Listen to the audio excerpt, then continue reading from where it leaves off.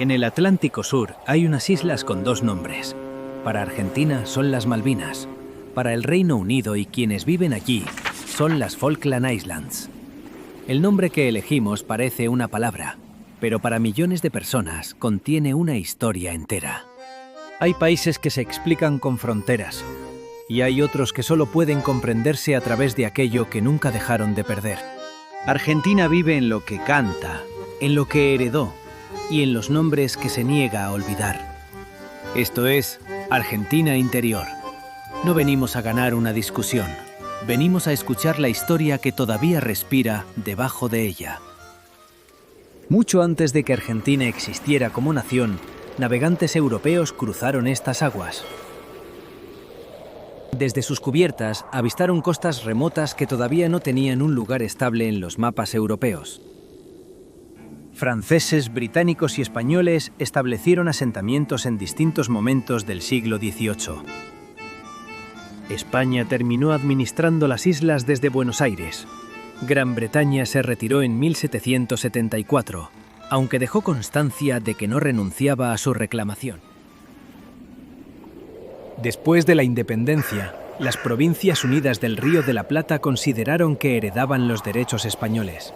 En 1820 izaron su bandera. Hubo autoridades, normas, concesiones y una pequeña comunidad. Para Argentina, esos actos prueban una continuidad legítima. Para el Reino Unido, no borraron una reclamación británica anterior. El 3 de enero de 1833, un buque británico entró en el puerto y exigió la salida de la guarnición argentina. La autoridad militar argentina se retiró. No hubo una batalla, pero el control de las islas cambió. Argentina describiría aquel momento como una usurpación que nunca aceptó. El Reino Unido lo presentaría como la reafirmación de sus propios derechos. Una fecha, dos relatos y una protesta que jamás desapareció.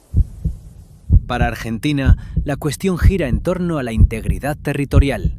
Sostiene que una parte de su territorio fue separada durante el período colonial. El Reino Unido sostiene un principio diferente, que el futuro de las islas debe depender de la voluntad de quienes viven allí. En 1965, Naciones Unidas reconoció que existe una disputa de soberanía y pidió a ambos gobiernos negociar. También pidió que se tuvieran en cuenta los intereses de los isleños. Pero intereses y deseos no significan lo mismo para cada parte. Para muchos isleños, este debate no es una teoría. Es la tierra donde crecieron sus familias, donde aprendieron a hablar y donde descansan sus muertos. En 2013, un referendo organizado en las islas mostró un apoyo casi unánime a mantener el vínculo con el Reino Unido. Argentina considera que ese resultado no resuelve la disputa de soberanía. El 2 de abril de 1982, la dictadura militar argentina tomó las islas. El Reino Unido respondió. Durante 74 días, jóvenes argentinos combatieron entre frío, barro, mar y miedo. Del otro lado, jóvenes británicos atravesaron el mismo clima, la misma incertidumbre y el mismo miedo. Murieron 649 argentinos, 255 británicos y 3 civiles isleños. La guerra terminó el 14 de junio, pero para muchas familias nunca terminó del todo.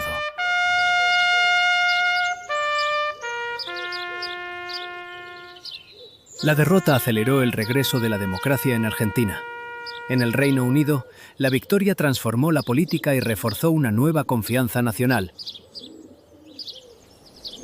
En las islas también cambió la vida cotidiana.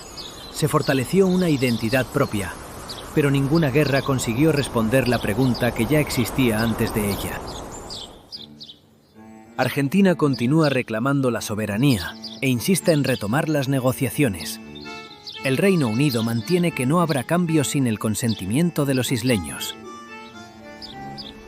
Naciones Unidas continúa defendiendo una solución pacífica.